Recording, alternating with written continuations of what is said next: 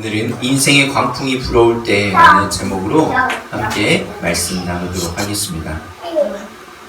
우리가 사순절을 보내고 있습니다. 사순절은 예수님의 고난을 기리는 절기로서 부활절에서 역으로 계산하여서 주일을 빼고 한 40일을 이야기하는 것입니다. 총 한 46일 정도 되니까요. 한 보름, 한 달 보름 정도로 보시면 될 것 같습니다. 이때는 그리스도인들이 주님의 고난과 부활을 묵상하면서 경건의 삶을 살아가고자 지내는 절기입니다. 그래서 지금 내 신앙이 어디에 있는지 또 점검하고 또 재결단하여서 믿음의 또 진보를 이루는 시간이라고 볼 수 있을 것입니다. 사순절처럼 이 교회의 절기가 몇 있습니다. 여러분이 아는 절기 한번 말해볼까요? 부활절. 네, 부활절, 성탄절. 예, 부활절과 성탄절이고, 이 성탄절을 또 예수님이 탄생하시기 전 4주 정도로 해서 강림절, 대림절이라고 해서 대림절 1주, 2주, 3주, 4주, 강림절 1주, 2주, 3주, 4주 하고 성탄절이 돌아오는 거죠. 그렇게 크게 보면 이 두 부활절과 그리고 성탄절이 있고 그 중간중간에 뭐가 있냐면 감사절이 있습니다. 매주감사절, 추수감사주일이 있고 더 세분화시키자면 여러 절기들이 있죠. 송구영신 예배 이렇게도 이야기할 수 있고 신년 감사 예배도 있고 또 어버이 주일 또 스승의 주일 어린이 주일 이런 식으로 이렇게 있는데 크게 보면 아까 얘기했듯이 크게 보면 부활절과 성탄절 우리 기독교인들이 지키고 있는 절기 가장 중요하게 여기는 절기 중에 부활절과 성탄절 그리고 감사절이 있습니다. 즉 기독교의 절기는 누구에 초점이 맞춰져 있습니까? 예수님께 초점이 맞춰져 있습니다. 예수님의 탄생과 죽음, 부활이 매우 큰 의미가 있기 때문입니다. 신앙생활 하면서 예수님을 내가 어떤 분으로 여기고 있는가라는 것은 매우 중요한 사항입니다. 우리가 예수님으로 인하여서 구원을 받았기 때문이죠. 여러분은 예수님을 누구라고 믿습니까? 오늘은 이 점에 대해서 나누고자 합니다. 특히 이 마가복음을 통해 하나님께서 우리에게 주시는 예수님은 누구인가? 라는 것에 대해서 함께 나누며 은혜 받기를 소망합니다. 먼저 첫 번째로는 예수님은 하나님의 아들입니다. 한번 따라해볼까요? 예수님은 하나님의 아들입니다. 예수님은 하나님의 아들입니다. 오늘 본문은 어떤 내용입니까? 갈릴리 호수에서 가끔씩 큰 광풍이 불었다고 합니다. 어부였던 제자들도 있었어요. 그런데 그들이 생각할 때에도 위태로울 만큼 죽을 것 같습니다 라고 할 만큼 큰 광풍이었던 것이죠. 그들은 함께 배에 올라 주무시고 계시는 예수님을 깨워 도와달라고 이야기를 합니다. 그러자 예수님께서 39절에 예수님께서 깨어 바람을 꾸짖으시니 바다더러 이르되 잠잠하라 고요하라 하시니 바람이 그치고 아주 잔잔해지더라. 이렇게 고백을 이렇게 하는 것을 보게 됩니다. 그리고 41절에 보면 그들이 그 예수님의 모습을 보고 그 현상들을 보면서 41절에 뭐라고 이야기하죠? 그들이 심히 두려워하여 서로 말하되 그가 누구이기에 바람과 바다도 순종하는가 하였더라. 제자들은 서로에게 말합니다. 그가 누구이냐? 오늘 본문은 41절로 끝납니다. 4장 41절로. 그가 누구이냐? 라는 질문만 하고 그들은 대답하지 않습니다. 제자들은 그냥 서로 두려워하면서 누구냐? 이렇게 이야기하고 끝난다는 거죠. 그런데 마가복음 5장에서는 예수님이 누구인가에 대해서 말해주고 있습니다. 마가복음 5장에 보면 귀신 들려서 무덤에 사는 사람이 있습니다. 얼마나 힘이 세면 어떤 쇠사슬, 고랑 묶어놨는데 다 끊어버리고 부십니다. 그 사람을 제어할 수 있는 사람은 아무도 없어요. 그리고 그 사람은 소리를 지르기도 하고 그리고 자신의 몸을 자해하기도 합니다.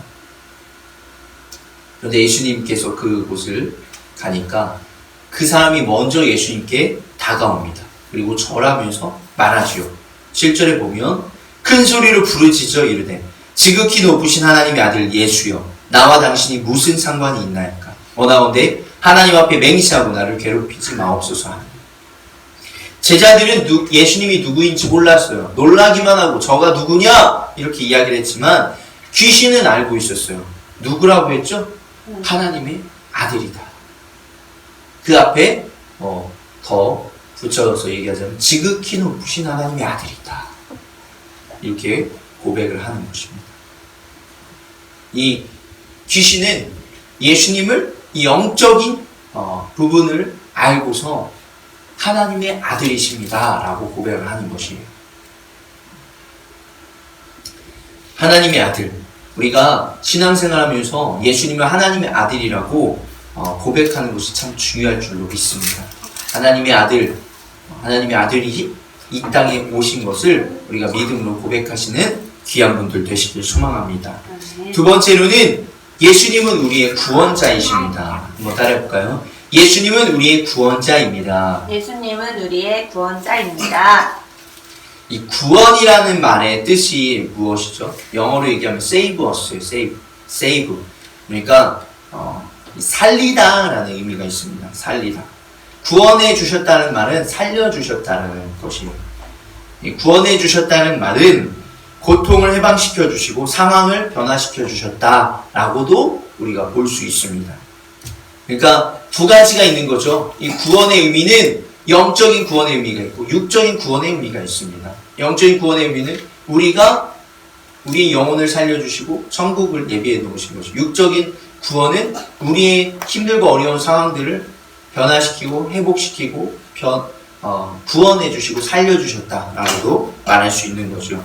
4장과 5장에 보면 예수님께서는 정말 많은 사람들을 구원해 주셨어요. 아까 이야기했듯이 4장에 정말 그 귀신, 군대가 들어갔다라고 표현하는 그 군대 귀신, 돼지 2,000마리에게 들어가잖아요. 그 군대 귀신 들린 이 사람을 고쳐주셨어요. 귀신을 내쫓으시고 다시 원래대로 온전한 사람으로 고쳐주셨죠. 그리고 4장 또 하반절에 보면 광풍으로 인해서 이 배에 물이 차오르는 상황이에요. 얼마나 위급하겠습니까?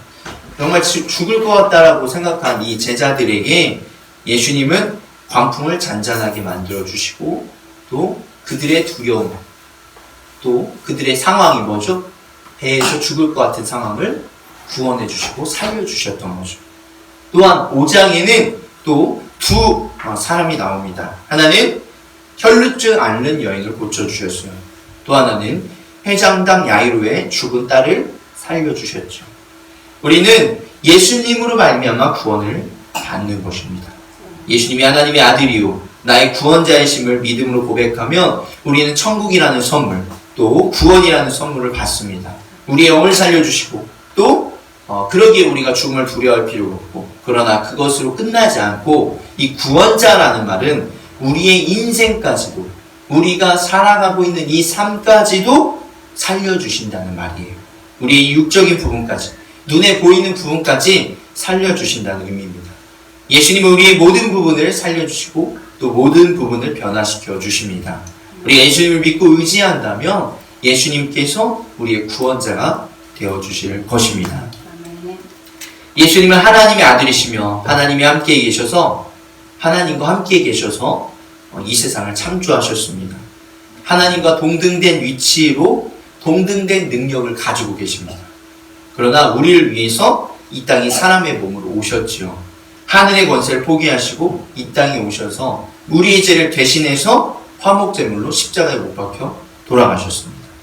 그리하여 우리는 예수님으로 인하여서 하나님께로 나아갈 수 있는 길이 열렸고, 또 우리가 이러한 예수님을 나의 주인입니다. 주님 나의 주인입니다. 이렇게 믿음으로 고백할 때 우리가 구원을 받게 된다라는 것이죠. 예수님은 하나님의 아들이시며 우리의 구원자이십니다.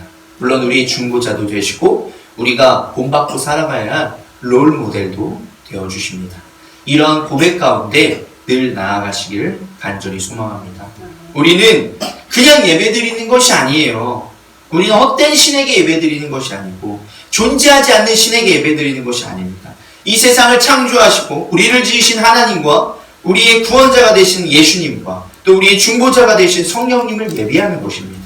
오늘도 우리는 이렇게 예비합니다. 예수님을 향한 우리의 마음을 우리가 고백하며 또 믿음으로 나아가시는 분들 되시길 소망합니다. 우리의 구원자가 되시는 예수님을 믿고 의지하여 믿음으로 예배드리시길 간절히 소망합니다. 우리가 두 가지를 나눴습니다. 예수님은 하나님의 아들이시오 또 구원자이십니다 라고 나누어 보았는데, 이 관점으로 오늘의 본문 이 35절부터 41절을 좀 더 살펴보길 소망합니다. 우리의 인생이, 내 인생의 주인공은 나인 것 같죠. 그리고 또 내 인생을 내 마음대로 살아갈 수 있을 것만 같아 보입니다.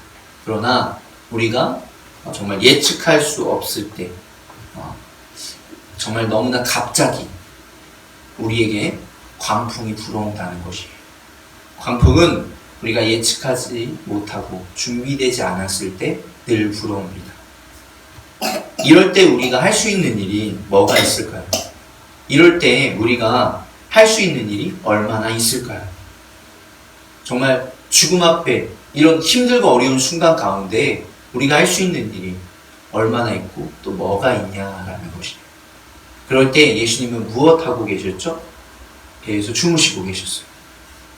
사람이 잠을 잔다는 것은 두 가지 중 하나입니다. 하나는 피곤해서죠. 또 하나는 잠이 오니까 그러니까 규칙적인, 그러니까 우리의 몸에 배어있기 때문에 잠을 자는 것이고, 하나는 너무 피곤해서, 그러니까 잠을 자지 못하다 보니까 너무 몸이 피곤해져서 잠을 자게 된다는 거죠. 그러나 걱정이나 근심이 있는 사람은 잠을 이루지 못합니다. 이 생각 저 생각 들기도 하고 자고 일어나도 달라질 것 없는 상황 때문에 잠을 이루지 못해요. 잠자는 게 두려운 거죠. 예수님은 주무셨어요. 무슨 말입니까? 예수님의 모습과 제자들의 모습이 비교가 된다는 것이에요. 제자들은 광풍이 불어서 전전긍긍하면서 죽을 것 같아요 이렇게 하고 있지만, 예수님은 광풍이 불지만 평안히 잠을 자고 있는 거예요.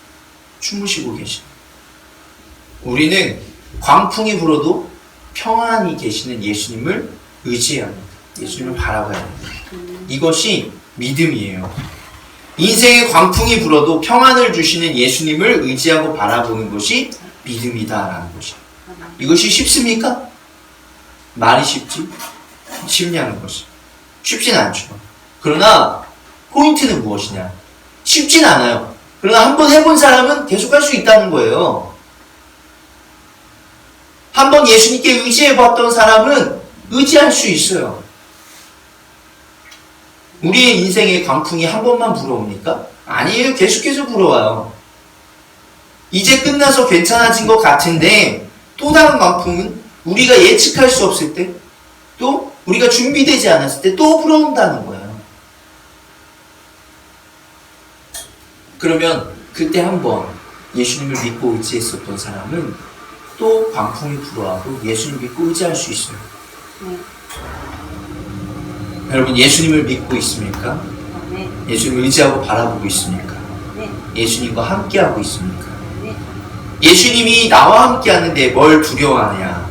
너희는 어떻게 믿음이 없냐? 이렇게 예수님 말씀하는 거예요. 제자들에게. 예수님은 우리와 함께하십니다. 예수님이 우리와 함께하시기에 우리가 믿음 없는 사람처럼 두려워하고 또 무서워할 필요가 없다라는 것이죠. 믿음은 뭐라고 표현할 수 있어요? 여러 가지로 표현할 수 있지만 믿음은 선포이고 고백입니다. 로마서 10장 10절에 보면 사람이 마음으로 믿어 의에 이르고 입으로 시인하여 구원에 이른다 표현합니다. 여러분들이 믿음의 고백을 하시고 믿음의 선포를 하시길 간절히 소망합니다. 그것을 우리에게 예수님께서는 구원을 주실 줄로 믿습니다. 여러분 어떤 것을 선포하고 어떤 것을 고백하십니까? 아까 봤던 마가복음 5장 21절 이제 살펴보기 원하는데 두 사람이 등장합니다. 한 사람은 12년 동안 혈루증을 앓는 여인이에요. 그리고 한 사람은 딸이 이제 죽게 된 그런 아버지죠. 회장당 야이로라고 합니다. 혈루증은 무엇이냐면 이 성기에서 피가 계속 흐르는 거예요. 육적으로도 힘들고 그리고 심적으로도 힘든 질병이에요. 왜 그렇죠? 그 당시에 굉장히 부정한 여인이라고 칭했어요. 생리할 때도 사람들은 부정하게 여기서 가까이 하지 말라고 이야기를 했어요. 그런 것처럼 그런데 이 여인은 12년 동안이나 그러니까 12년 동안이나 사람들이 가까이 하지 않아요. 오늘날 지금 어떻게 하죠? 확진자라고 하면 사람들이 가까이 하지 않아요. 심지어는 고쳐져도 가까이 하겠어요? 어느 정도는 좀 더 거리를 두고 있을 거예요. 완전히 고쳐졌다라는 확신이 들 때까지. 근데 이 여인은 12년 동안이나 이러고 있었어요. 사람들이 자신을 멀리하겠죠. 그게 고통이 아니에요. 낫지 않는 것도 또 고통인 거죠. 이 육적으로 심적으로 굉장히 정말 힘들었던 상황이었습니다. 그런 여인이 26절, 27절, 28절에 보면 예수의 소문을 듣고 무리 가운데 끼어 뒤로 와서 그의 옷에 손을 대니 이는 내가 그의 손에만 손을 대어도 옷에만 손을 대어도 구원을 받으리라 생각함이로라. 이에 그의 혈루 근원이 곧 마름에 병이 나온 줄을 몸에 깨달으니라. 이 여인은 어떻게 생각한 거예요? 예수님의 몸에 손을 대기만 해도 나을 거라고 생각했어요. 이 여인은 사람들 틈바구니에 들어갈 수 있는 사람이었어요? 없어요? 없는 사람이었어요. 그런데도 불구하고 믿음으로 예수님께 나아간 거예요. 예수님 손을 잡는 것도 아니에요. 몸에 손을 대는 것도 아니고 옷에 손을 대기만 해도 나을 것이다. 그 당시에 옷이 어떻게 생겼었죠? 약간 이렇게 우리 약간 조선시대 사람들처럼 이렇게 엉퍼짐하게 좀 옷이 생겼었죠. 예수님도 약간 그 당시에 사람들도 천 같은 걸 두르는 그런 옷이었잖아요. 그러니까 만질 수 있던 거예요. 그런데도 불구하고 예수님은 어떻게 말씀하시죠? 누가 내 몸에 손을 대는가? 이렇게 말씀을 하시죠. 그러면서 그 여인을 찾아요. 여인은 이 사람들의 시선과 자신의 잘못을 또 지적할까봐 부정한 여인인데 네가 왜 여기 왔냐라고 할까봐 예수님 앞에 엎드려서 사실대로 말합니다. 그러자 34절에 뭐라고 이야기를 하시죠? 예수께서 이르시되 딸아 내 믿음이 너를 구원하였으니 평안히 가라. 내 병에서도요 건강할지어다. 아멘. 예수님은 이 말씀을 하시려고 이 여인을 부른 거예요. 그냥 지나갈 수도 있었죠. 성경에서 수많은 본문에 뭐라고 얘기해요? 예수님께서 많은 사람들을 고쳤다 이야기를 합니다. 똑같이 이 여인도 그냥 그렇게 지나갈 수 있었어요. 그러나 예수님은 누구에게? 그 앞에 어떤 일이 있었죠? 내가 누구인지 모르는 여인, 이 제자들에게, 그리고 또 믿지 못하는 제자들에게, 그리고 또 이 성경을 볼 우리 성도들에게 알려주고자 한 거예요. 무엇을? 내 믿음으로 말미암아 내가 구원을 받고 고침을 받았다 라는 것을 알려주기 위해서 예수님께서 이 여인을 찾고 이렇게 고백하시는 것이에요. 어떤 믿음입니까? 예수님이 나의 병을 고쳐주실 거야 라는 이 믿음이다 라는 것이에요. 두 번째로는 회당장 야이로가 있죠. 예수님이 이 회당장이 찾아와서 예수님 제발 고쳐주십시오. 예수님이면 고쳐주실 수 있을 것입니다. 이렇게 고백을 합니다. 이미 믿고 들어가는 거예요. 예수님이 고쳐주실 수 있을 거라고. 그런데 가는데 어떻게 되죠? 이 혈루증 앓는 여인 고쳐주고 가고 있어요. 물론 얼마 안 되겠죠. 그것 때문에 지체하는 시간은 얼마 안 돼요. 그렇지만 가고 있는 시간이 있을 거 아니에요. 가는 도중에 사람들이 옵니다. 사람들이 와서 딸이 죽었습니다. 더 이상 사람들 괴롭게 하지 않았으면 좋겠습니다. 뭐 어떤 의미죠? 예수님이 가서 고치게 되면 사람들이 더 힘들 거 아니에요, 심적으로. 그러니까 괴롭게 하지 않았으면 좋겠습니다. 이렇게 고백을 합니다. 근데 예수님이 뭐라고 얘기하시죠? 36절에 보면 예수께서 그 하는 말을 곁에서 들으시고 해당장에게 이르시되 두려워하지 말고 믿기만 하라 하시고, 이 믿기만 하라 라는 의미가 어떤 의미냐면 계속 진행됐던 것을 계속 진행해라 라는 의미가 있습니다. 그러니까 너가 처음에 믿었던 것 계속 믿어라 라는 의미가 되는 거죠. 이 두 가지를 이야기하죠. 두려움과 믿음에 대해서 이야기를 합니다. 그리고 가서 결국은 달리다군 내가 내게 말하노니 소녀야 일어나라 하시니 42절에 소녀가 곧 일어나서 걸으니 나아가 12살이라 사람들이 곧 크게 놀라고 놀라거늘 이 소녀가 고쳐졌습니다. 소녀가 죽지 않은 거죠. 예수님께서 고쳐주신 것입니다. 아멘. 여기서 우리가 자세히 살펴봐야 될 것은 예수님께 나와서 했던 이 회당장의 간구죠. 처음에 뭐라고 얘기해요? 23절 하반절에 보면 그 위에 손을 얹으사 그로 구원을 받아 살게 하소서 하거늘 처음부터 믿음으로 나아갔습니다. 예수님이시라면 할 수 있다. 예수님이시라면 살릴 수 있다. 이렇게 믿음으로 나아갔던 거죠. 그리고 아까 얘기했던 36절 네 믿음을 계속해라. 나를 믿었던 너의 처음 마음, 처음 믿음 바꾸지 말고 계속 나를 믿어라 하시는 것입니다. 제자들은 예수님과 함께 하면서도 예수님 믿지 못했어요. 그러나 이 여인과 야이로는 예수님이시면 할 수 있다는 믿음이 있었다는 거죠. 그래서 예수님은 제자들의 믿음을 책망하시고 꾸짖으시고 이야기한 것이고, 이 여인과 야이로에게는 뭐라고 얘기해요? 너의 믿음이 구원하였다. 두려워하지 말고 계속 믿어라. 이렇게 말씀하시는 것이죠. 우리는 사람인지라 우리에게 광풍이 불어올 때 두려워할 수 있습니다. 걱정하며 근심할 수 있습니다. 그러나 그것에서 머물지 말고 믿음으로 나아가시길 소망합니다. 두 가지가 있죠. 여러분이 예수님과 함께 하신다라고 그렇게 생각하신다면 제자들처럼 기도하면 됩니다. 예수님 도와주십시오. 우리가 죽게 되었습니다. 그렇게 기도하시면 예수님께서 응답해 주실 줄로 믿습니다. 그러나 여러분이 예수님과 함께하지 않는다고 아직 저는 믿음이 부족합니다. 잘 모르겠습니다. 라고 생각하신다면 여인과 이 야이로처럼 예수님을 찾으시면 돼요. 그리하여서 예수님 똑같은 거죠. 함께하든 함께하지 않든 여러분이 찾기만 하면 된다는 것입니다. 그러면 예수님께서 정말 구원해 주시고 또 살려 주실 줄로 믿습니다.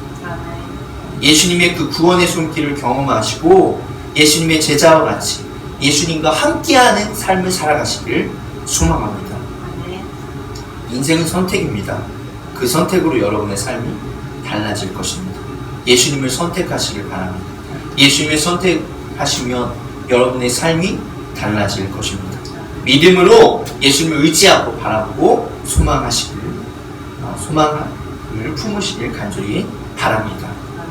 대단한 사람만 예수님의 능력을 경험하는 것이 아닙니다. 어떤 특별한 사람만 예수님의 능력을 경험하는 것이 아닙니다.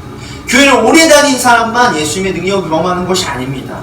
나와 저와 여러분 모두 예수님의 능력을 경험할 수 있습니다. 내가 하는 것이 아니라 누가 하는 것이기 때문에 예수님이 하는 것이기 때문이죠. 그 능력을 누가 베풀어요? 예수님이 베푸시는 것이니까 가능하다는 얘기예요. 말씀을 마무리합니다. 예수님은 하나님의 아들이시며 우리의 구원자이십니다. 우리의 인생에 광풍이 불어와서 두려움과 근심, 정말 죽을 것 같을 때 하나님의 아들이시며 우리의 구원자가 되시는 예수 그리스도를 의지하고 바라보시길 간절히 소망합니다. 우리 앞에 있는 내용 한번 같이 고백해 보도록 하겠습니다. 우리의 인생을 살리실 구원자는 예수 그리스도 뿐입니다. 우리의 인생을 변화시킬 구원자는 예수 그리스도 뿐입니다. 이 믿음의 고백을 하시기를 간절히 소망하며 예수를 붙잡고 의지하시는 귀한 분들 되시길 간절히 소망합니다.